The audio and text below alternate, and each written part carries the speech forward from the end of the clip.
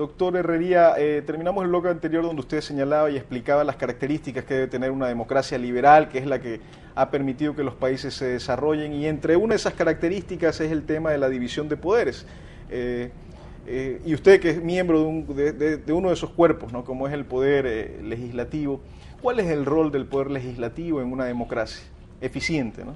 Dos que para mí son vitales para la existencia de una sociedad democrática. El uno, legislar, esto es la expedición de cuerpos legales, códigos, leyes, lo que se llaman cuerpos normativos, y la otra de fiscalización. No puede existir una de estas facultades en el legislativo sin la otra. Y particularmente en el Ecuador hay que tomar en consideración que nosotros hemos expedido tantos cuerpos legales que podríamos hasta exportar o meterlos a una incineradora de basura, todos los cuerpos legales que no sirven para nada. Actualmente incluso el propio gobierno ha reconocido que es necesaria una depuración normativa, es decir, derogar tantos cuerpos legales que no solamente que están obsoletos, sino que incluso se contraponen unos con otros.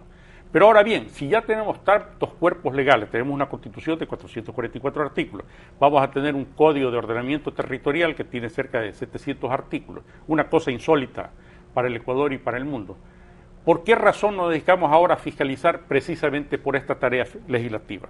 Mire usted, por ejemplo, que ya el presidente Fernando Cordero anunció, antes de que lo haga el propio presidente Rafael Correa, de que el presidente Correa iba a enviar ya a la Asamblea cerca de 70 nuevos cuerpos legales.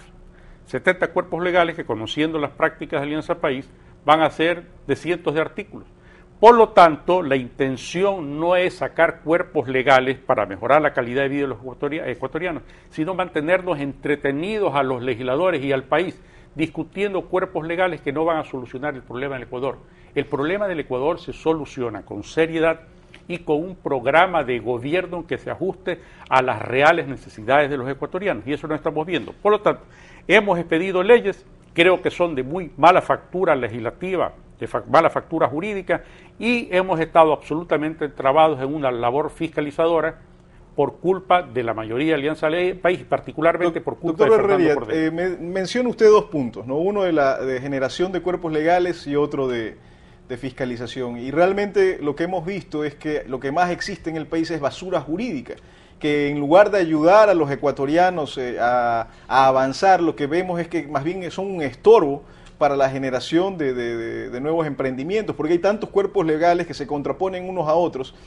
Y lo que me sorprende de esto, y tratemos primero este tema de los cuerpos legales, después pasemos al tema de la fiscalización, pero el tema de los cuerpos legales es cuando uno ve a un asambleísta o un diputado, como se llamaba antes, cuando decía su rendición de cuentas, decía, ¿cuántos cuerpos legales he presentado? O sea, pero yo realmente como ecuatoriano le diría, bueno, ¿y cuántos cuerpos legales has propuesto que se eliminen, no?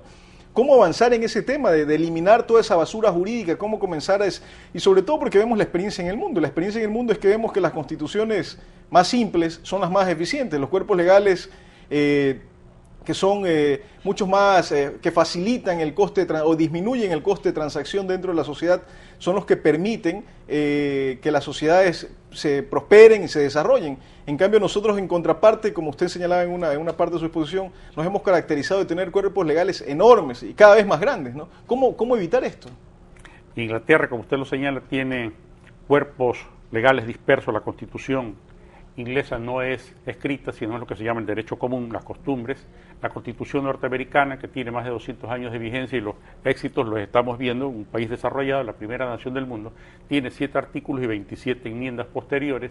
El Ecuador tiene 444 artículos en la nueva Constitución y ninguno de ellos se cumple. En consecuencia, lo que es imprescindible es llegar a aquel ideal de los propios constitucionalistas norteamericanos que hablaban de gobierno de leyes y no de hombres. Esto es la seguridad jurídica, el cumplimiento de la ley. El funcionario público no puede ejercer más atribuciones que las que están específicas, expresas, taxativamente determinadas, y los ciudadanos comunes y corrientes sabemos cuáles son nuestros derechos y obligaciones.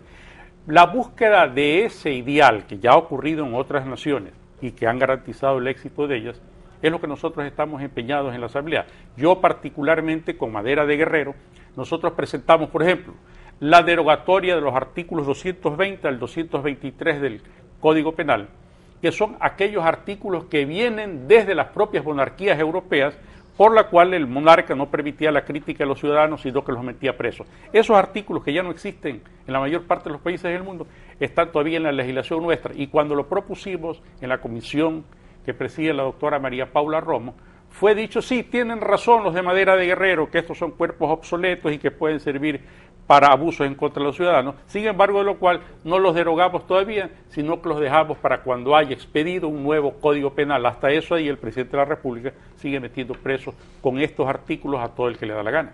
O sea que estamos inmersos, una vez más, en un círculo vicioso en el tema legal, porque vemos cómo se hace imposible entonces votar o eliminar estos artículos, estos cuerpos legales, que son, uno, en el caso que acaba de mencionar, absurdos, y que en otro de los casos más bien impiden también el progreso. Entonces, ¿qué mecanismo se puede lograr o qué mecanismo es permitido o a través de la acción de la sociedad civil para exigir a sus gobernantes, a exigir a sus representantes que eliminen esos cuerpos legales que impiden el desarrollo del país?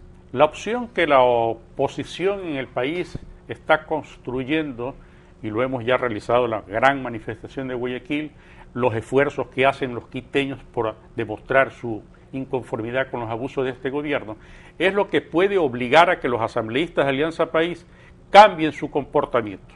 Usted no entiende cómo personas inteligentes como María Paula Romo reconoce que esos artículos no deberían existir en el Código Penal, sin embargo, lo cual dice todavía no los toquemos, sino en su momento cuando haya un nuevo Código Penal. Por lo tanto, para que ellos sepan que hay un desacuerdo de la sociedad con esas prácticas de la función legislativa, estoy hablando de la mayoría de Alianza País, tenemos que salir protestando en las calles, en las plazas, todas las formas democráticas e imaginativas que podamos hacer los ciudadanos para que escuchen desde la Asamblea, para que escuche ese subordinado del presidente de la República, que es Fernando Cordero, que hay un pueblo que no está dispuesto a seguir en este engaño. Fíjese usted, las reformas al Código Penal y de procedimiento penal ha sido casi una tela de Penélope, la hacen y la deshacen y cada hechura es peor que la anterior.